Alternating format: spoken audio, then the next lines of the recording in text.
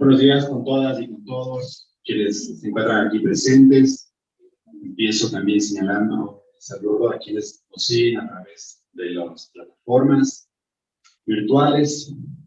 Un saludo también al doctor Raymond Salazar, rector de la Universidad Internacional SEC, a la doctora Consuelo Velasco, secretaria técnica institucional de la Corte Constitucional, a la doctora María Paz Helvis, nuestra decana de la facultad, al doctor Daniel Gallegos, director del Centro de Estudios de la Corte Constitucional, y por supuesto a todos los queridos servidores de la Corte Constitucional, a mis queridos compañeros docentes de la universidad, a los queridos estudiantes del Colegio SEC que están aquí presentes en este día, a sus profesores, bienvenidos siempre, queremos tenerles aquí, y que por supuesto se repita siempre en estos eventos para que ustedes puedan acompañarnos y estar con nosotros. Quiero empezar diciendo que nuestra universidad, nuestra facultad, es pionera en el estudio de las temáticas sobre personas privadas de libertad. Siempre hemos estado a la vanguardia en el estudio y la investigación de esta temática. Quiero anunciar ahora que nos estamos retransmitiendo a través de los medios tecnológicos, que, por ejemplo, en el mes de marzo hicimos un taller con todas las universidades del país y el Consejo de Educación Superior, también para tratar propuestas de reformas legales en todo lo que se refiere a centros de privación de libertad. Y justamente esto dio la pauta para que un mes después las universidades del país puedan presentar a la Presidencia de la República un proyecto amplio de reformas sobre temas de privación de libertad que nació de un taller organizado por la Facultad de Ciencias Sociales y Jurídicas en el mes de marzo en el campus de Guapo, conjuntamente con el Consejo de Educación Superior, donde trabajamos con la decana y con todo el cuerpo docente.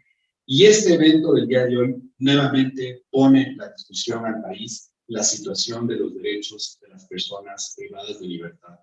Porque para nosotros este no es un tema de la coyuntura o que aparece solamente por los problemas de las masacres que los medios informan. Para nosotros este es un tema de permanente estudio, de permanente reflexión, y por eso justamente le hemos dado toda la importancia que tiene para seguir contribuyendo a los órganos del poder público sobre cómo mejorar las políticas de este sector del país. El día de hoy voy a presentarles una de las sentencias, uno de los aportes que ha hecho la Corte Constitucional justamente en lo que se refiere al tema de derechos de la salud de este grupo poblacional.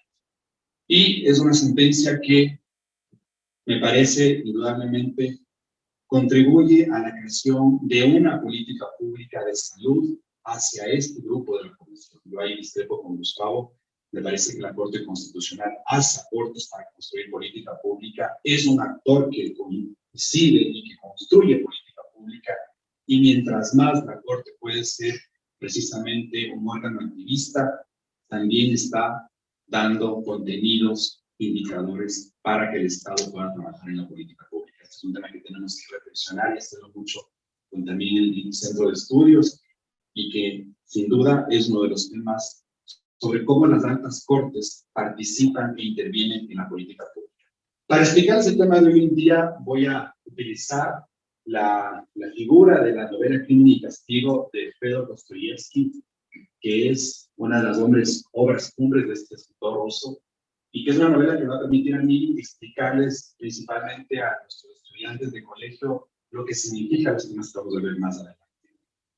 Esta historia, que empiezo contándoles a ustedes, es básicamente la vida de una persona de muy escasos recursos que quiere estudiar en la universidad, pero que sus condiciones económicas, sociales, no son las más adecuadas. Y sin embargo de eso, pues, él trata de buscar la manera de desarrollar su vida a través de una persona que podría prestarle dinero. Es lo que llamamos nosotros una usurera, es quien podría prestarle dinero para que él pueda cumplir sus estudios y desarrollar su vida, porque sus medios y los de su familia no le permitían. Pero sin embargo de aquello, él es testigo de la extorsión que hace esta persona y todas las cuentas, los préstamos que hace a otras personas, donde también les exige altos pagos de intereses, les presiona para que ellos paguen más de las deudas, y en un momento dado de ansiedad y de desesperación, el protagonista, Raskolnikov, termina por asesinar a la persona que iba a prestarle ese dinero. Entonces, desde ahí, la obra se convierte en una reflexión sobre lo que significa el crimen que él desarrolla y el castigo que él se merece. También esta obra nos informa que el sistema de administración de justicia iba a condenar a una persona inocente, a una persona que no cometió el crimen que lo hizo Raskolnikov, que finalmente fueron dos personas, porque cuando él asesina a la persona que iba a prestar el dinero, después ingresa la hermana de esta persona, y como le vio que él asesinó a su hermana, también termina cometiendo un doble crimen.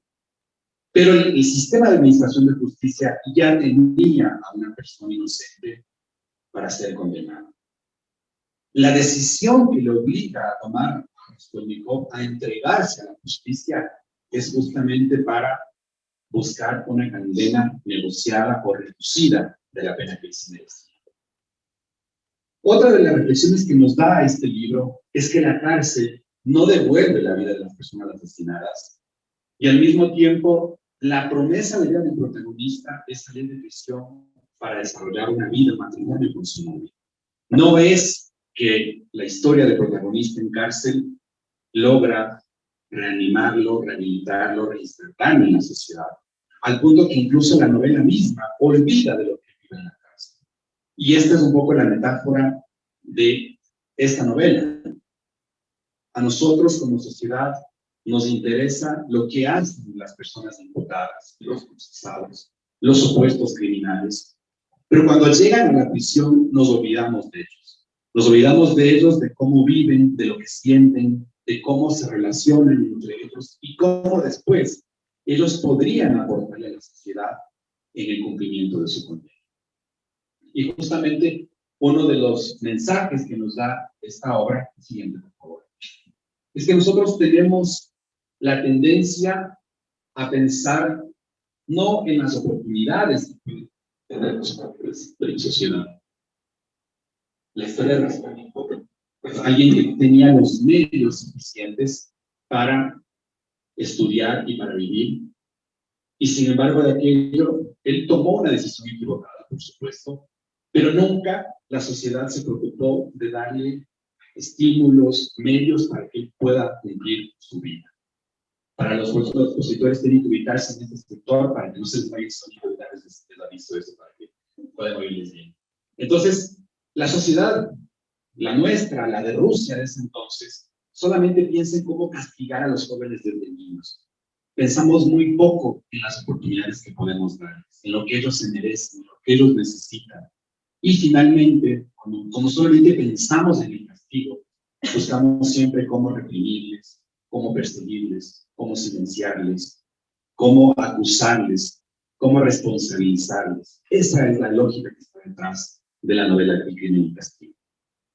Y entonces ahora sí, con esta metáfora que yo quiero compartirles para explicarles mejor de lo que voy a hablar, ahora mismo pues entonces puedo yo anunciarles lo que significa la sentencia que voy a hablar hoy en día. Esta sentencia nos habla, y antes de eso quiero referir brevemente a ustedes sobre los tipos de habeas corpus que tenemos nosotros desde la doctrina y parte de lo que ha hecho la Corte Constitucional. Tenemos el habeas corpus reparador, el preventivo, el innovativo, el excepcional, el restringido, el correctivo, el traslativo. Todos estos tipos de habeas corpus han dado un salto importante para la protección de personas de libertad, privadas de libertad, porque no es solamente la situación de perder la libertad, la problemática que ellos viven, sino es cómo construir una integridad física, emocional, psíquica, de todo lo que significa vivir en un centro de prisión. Y por eso es que hoy en día el habeas corpus, gracias al trabajo de la Corte Constitucional, ha podido establecer avances en los tipos de habeas corpus y de esa manera ver cómo se puede mejorar la vida de estas personas a través del uso del habeas corpus. Yo voy a referirme a la sentencia 209, que justamente trata sobre de qué manera el Estado puede asegurar el derecho de acceso a la salud de las personas privadas de libertad. Y la primera pauta que nos da esta sentencia es que independientemente de que una persona esté privada por la libertad, ya sea por cumplir una pena o porque tiene una medida de prisión preventiva, deben existir reglas para el acceso a la salud. Porque la falta de acceso a este derecho está íntimamente relacionada con la vulneración a la integridad personal de la persona privada de libertad. Entonces, vean ustedes cómo una primera pauta importante es que no solamente los derechos a la salud está dirigido a quienes ya han recibido su condena en los centros de privación de libertad, sino también a quienes están recibiendo una medida cautelar provisional, pero que todavía no han recibido una sentencia o una condena definitiva.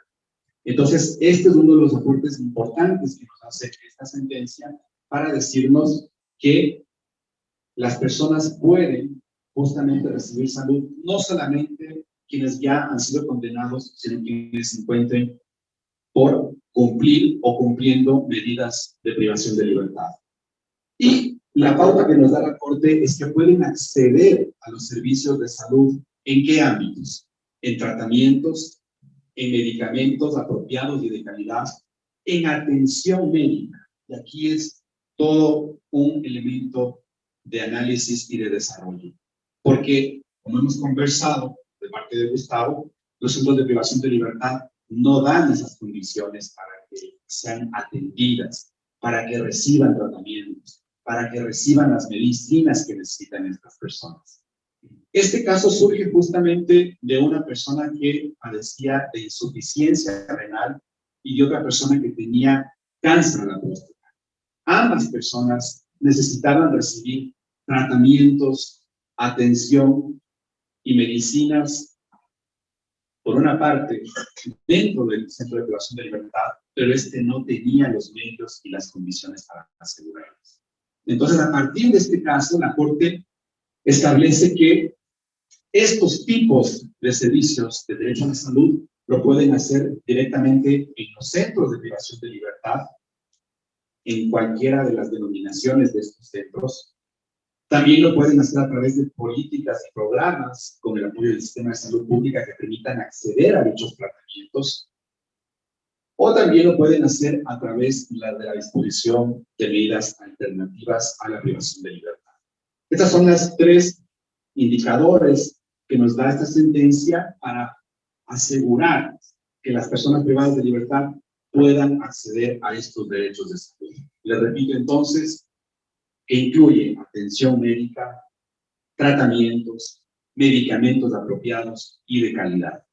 Y estos ámbitos de lo que significa el derecho a la salud, dice la Corte que lo pueden recibir dentro de los centros de privación de libertad, lo pueden también recibir a través de los centros de salud pública o a través de medidas de privación de libertad para que ellos puedan acceder a este tipo de servicios.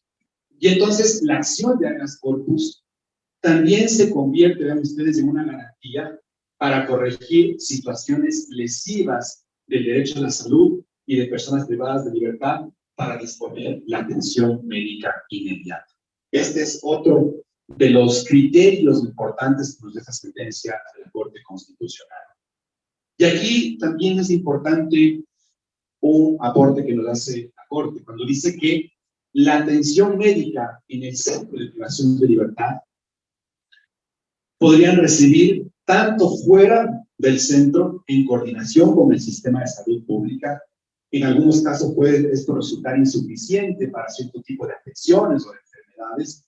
Y entonces la Corte dice que cuando el centro de privación de libertad no pueda brindar facilidades necesarias para que la persona privada de libertad acceda a los servicios de salud que requiere, y como tampoco puede acceder a estos servicios fuera del centro con el sistema de salud pública, la Corte va a decir entonces que las juezas y jueces constitucionales pueden disponer a los jueces de garantías penitenciarias otras medidas alternativas a la privación de libertad para que las personas puedan acceder a los servicios de salud. Este me parece un aporte importantísimo de la Corte, y este es crear constitucionalismo transformador. porque es justamente ver cómo desde el sistema jurídico se busca una salida, se busca un ámbito de respuesta, de atención a este grupo de la población que necesita acciones y respuestas inmediatas. También esta sentencia nos va a aportar en el sentido de decirnos de que cuando el centro de privación de libertad no pueda brindar las facilidades necesarias para que la persona acceda a los servicios y tampoco se pueda acceder a dichos servicios fuera del centro de salud, entonces también las y los jueces de forma discrecional podrán disponer que se ordenen medidas alternativas a la privación de libertad para que las personas puedan acceder a los servicios de salud. Y esto me parece que también es importante porque la sobrecarga de causas en garantías penitenciarias hace que quienes tengan enfermedades catastróficas, enfermedades que necesitan atención médica y medicamentos, no puedan ser atendidos por la sobrecarga de causas que existen en el sistema. Y entonces la Corte nos da una respuesta para justamente enfrentar este problema.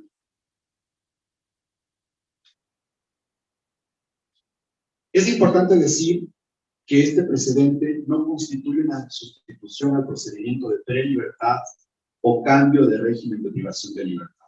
Esto es importante decirlo, porque no es que con esta sentencia se está alterando o distorsionando la consecución de los procesos judiciales. Lo que se está haciendo es reconocer la obligación del Estado, darle la atención que estas personas necesitan y garantizar el derecho a la salud.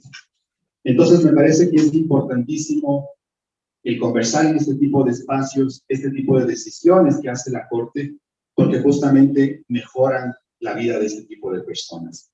¿Qué podríamos decir nosotros como conclusiones para cerrar ya la intervención? Que los análisis de la Corte respecto a los momentos procesales sobre la detención ilegal o arbitraria han sido cubiertos por el habeas corpus. Pero también existen circunstancias supervinientes que son una amenaza a la integridad o a la vida de este tipo de personas. Y por eso el habeas corpus se convierte en una medida idónea relativa a la detención y posterior a ella sobre cómo buscar condiciones que puedan ser compatibles con la dignidad de las personas privadas de libertad.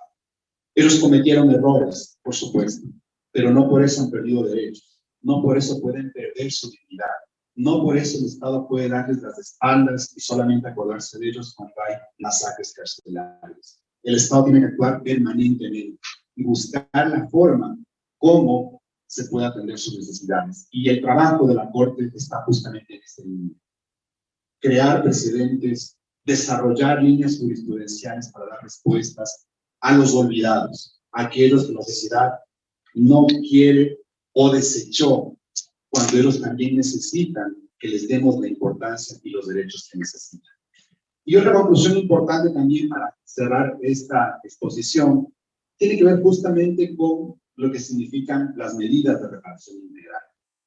En gran parte de las sentencias de habeas corpus, la Corte establece lo que significa como formas de reparación, lo que son procesos de capacitación, lo que significa también la publicación de sentencias. Pero me parece que aquí sí es importante hacer conocer que sí falta un poquito más de profundizar en las medidas de reparación, la manera de construir políticas y programas más profundos para que no solamente los jueces, sino todas las instituciones del Estado puedan responder, se puedan hacer seguimientos, se puedan también individualizar responsabilidades institucionales, se pueda al mismo tiempo también revisar la posibilidad de repetir contra aquellas autoridades que no responden a las sentencias, que no cumplen las sentencias de la Corte, y eso me parece que también este espacio es propicio para señalarlo así, con todo el afecto a la Corte Constitucional. Entonces,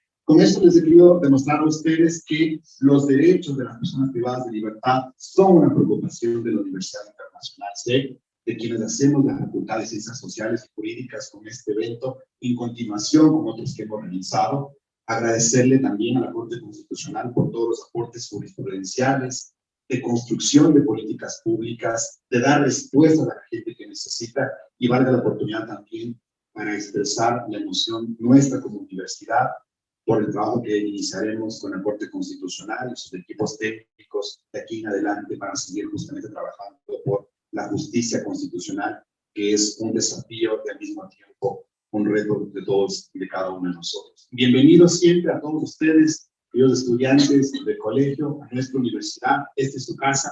Ojalá podamos hacer permanentes eventos con ustedes. A todos quienes nos siguen en las redes sociales. Esta universidad siempre seguirá reflexionando sobre los derechos de las personas privadas de libertad, porque es nuestro compromiso humano, jurídico y también fundamentalmente institucional. Muchísimas gracias a ustedes por todo.